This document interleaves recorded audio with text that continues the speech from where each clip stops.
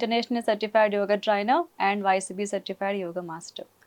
ఈరోజు మనం భ్రస్తికా ప్రాణాయామం గురించి తెలుసుకుందాం. ఈ భ్రస్తికా ప్రాణాయామంలో మనం శ్వాస తీసుకోవటం, వదలటం రెండు చాలా యాక్టివ్గా ఉంటాయి. యాక్టివ్గా శ్వాస తీసుకోవడం, యాక్టివ్గా శ్వాస వదలటం, అలాగే ఫాస్ట్గా కూడా చేస్తాం. ముందుగా ఈ భ్రస్తికా ప్రాణాయామం ఎవరు చేయకూడదో తెలుసుకుందాం.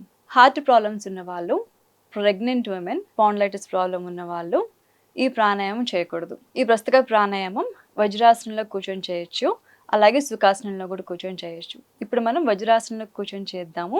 వజ్రాసనం అంటే ఫస్ట్ మనం ఇలాగా మోకాల మీద నిల్చోవాలి, తర్వాత ఇలా కూర్చోవాలి. ఈ భ్రస్తికా ప్రాణాయామం ఏంటంటే లంగ్స్ ని ఒక సిస్టమాటిక్ పద్ధతిలో పనిచేయడానికి చాలా చక్కగా ఉపయోగపడుతుంది. ఇలా చక్కగా వజ్రాసనంలో కూర్చోవాలి. వజ్రాసనంలో కూర్చోలేని వాళ్ళు సుఖాసనంలో కూడా కూర్చోవచ్చు. చేతులు ఇలాగా లాక్ చేస్తున్నాను. శ్వాస తీసుకోవటం, వదలటం రెండు ఫాస్ట్గా చేయాలి ఫ్రెండ్స్. ఇలా ఇలా ఒక 3 నిమిషాలు. కొత్తగా చేసేవాళ్ళు నిదానంగా అలవాటు చేసుకోండి.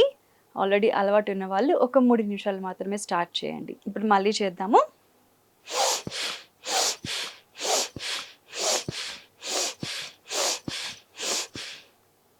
ఈ రకంగా శ్వాస తీసుకోవడం, వదలటం రెండు చాలా యాక్టివ్గా అలాగే ఫాస్ట్గా ఉండాలి. ఇది 3 నిమిషాల నుంచి 5 నిమిషాల వరకు చేయొచ్చు. ముందు ఒక 3 నిమిషాలతో మాత్రమే ప్రాక్టీస్ స్టార్ట్ చేయండి. బాగా అలవాటు అయిన తర్వాత టైం ఇంక్రీజ్ చేసుకోండి. ఈ భ్రస్తికా ప్రాణాయామం యొక్క ఉపయోగం తెలుసుకుందాము. ఇప్పుడు చూసారు కదా ఫ్రెండ్స్, మనం శ్వాస తీసుకోవటం, వదలటం, ఉచ్ఛ్వాస నిశ్వాస చాలా ఫాస్ట్గా అయింది.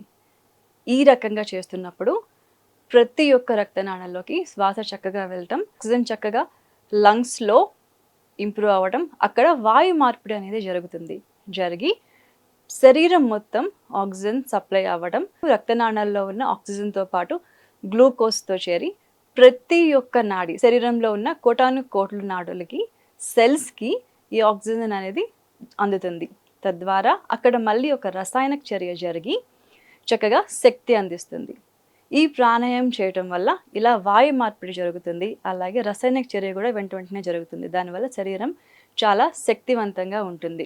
మనం ఎంత ఆహారం తీసుకున్నప్పటికీ ఇలాంటి వాయు మార్పిడి అలాగే రసాయనిక చర్యలు జరగకపోవడం వల్ల మనం బలహీనంగా ఉంటాం. నిదానంగా నిస్సత్తువుగా ఉంటుంది మన శరీరం. ఇలాంటి ప్రాణాయామం చేయటం వల్ల ఇలాంటి ప్రాసెస్ అనేది చక్కగా జరుగుతుంది, ఒక క్రమ పద్ధతిలో జరుగుతుంది.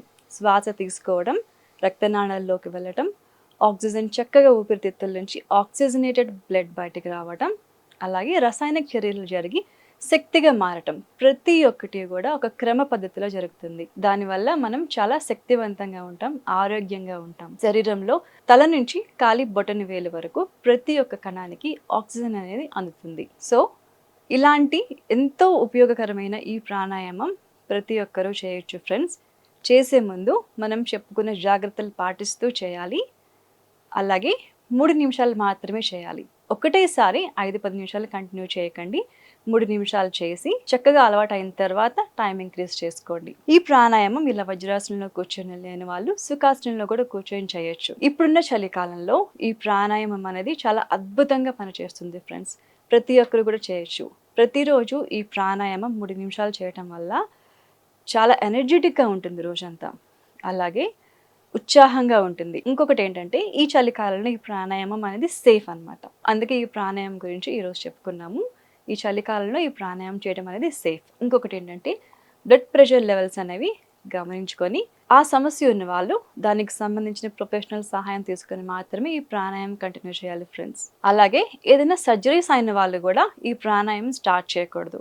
డాక్టర్ సలహా మేరకు మాత్రమే ఈ ప్రాణాయామం స్టార్ట్ చేయాలి. ఎందుకంటే ఇది విపరీతమైన ఉష్ణతత్వాన్ని పెంపొందిస్తుంది, అలాగే స్పీడ్గా కూడా చేస్తున్నాం కాబట్టి ఈ ప్రాణాయామం చేయడానికి అన్ని రకాల జాగ్రత్తలు తీసుకొని స్టార్ట్ చేయాలి. అలాగే ఈ ప్రాణాయామం చేయడానికి ఎలాంటి వయసు నిమిత్తం లేదు, ప్రతి వయసు వాళ్ళు చేయొచ్చు, తగు జాగ్రత్తలు తీసుకుంటూ చేయొచ్చు. ఈ ప్రాణాయామం చేయడానికి ఒక ముఖ్యమైన రూల్ ఏంటంటే ఇది మనం ఫాస్ట్గా చేస్తున్నాం. ఇన్హేల్ ఎక్స్హేల్ చాలా ఫాస్ట్గా చేస్తున్నాం కాబట్టి ఈ ప్రాణాయామం చేసేటప్పుడు ఖచ్చితంగా ఓపెన్ ప్లేస్, గాలి వెళ్తురు చక్కగా ఉన్న ప్లేస్లో చేయటం అనేది చాలా ముఖ్యం. ఇంకా అది సేఫ్ కూడా ఫ్రెండ్స్.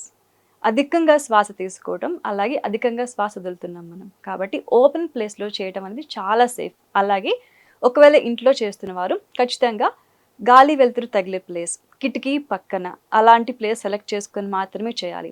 క్లోజ్డ్ ప్లేస్లో ఉన్నప్పుడు ఈ ప్రాణాయామం చేయకూడదు. ఈ రూల్ కూడా మీరు గుర్తుపెట్టుకొని పాటించండి. మరొక మంచి ఎపిసోడ్తో మళ్ళీ కలుద్దాం. Thank you.